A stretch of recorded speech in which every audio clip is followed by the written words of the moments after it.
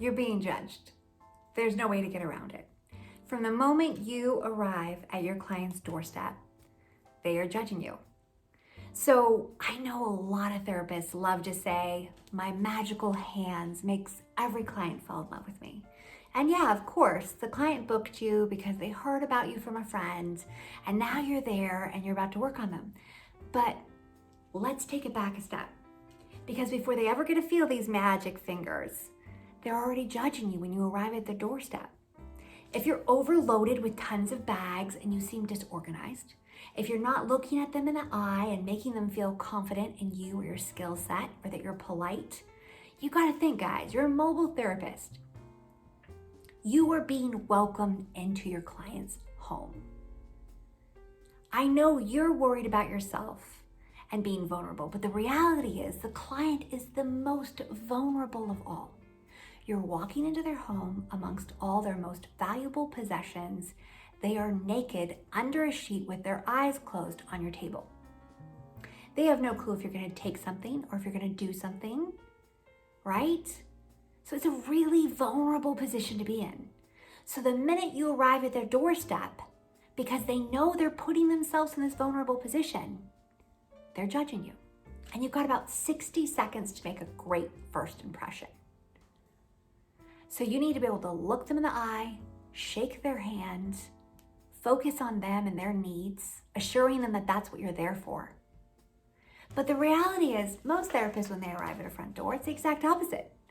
They're coming in with multiple bags. They look like bag ladies, right? Because you got your table, you got your supplies, your sheets, your fleece blanket, your chair, your hot stones, whatever it is you're bringing with you, right? Most therapists arrive to a massage interview overburdened with so many supplies they don't need. And instead of being able to look professional and look someone in the eye and chat with them, you're too busy trying to hold on to all your supplies. And once they answer the door, you gotta run back out to your car and get your next load, and possibly even run back again. That's not professional. You're not coming across as professional. And you're not able to give that client what they need, right? There's only two reasons why a person's getting a massage: pain relief and relaxation. And they need to know you are capable of doing both of those things. And you are answering that question upon meeting them in 60 seconds, not when your hands touch their body. By the time your hands are touching their body, they have already formulated an opinion. So hopefully that opinion's good. So that way they want you touching their body and they want you coming back again. And you might win them over once they finally do get on your table.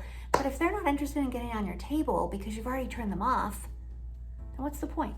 If they're already feeling vulnerable and uncomfortable and they feel like you're not capable, they're not going to want you to come back. It's really imperative that you make every client feel comfortable upon your arrival, because they are in the most vulnerable position of all. It's all about making them feel safe in their own space, just like you need to feel safe too.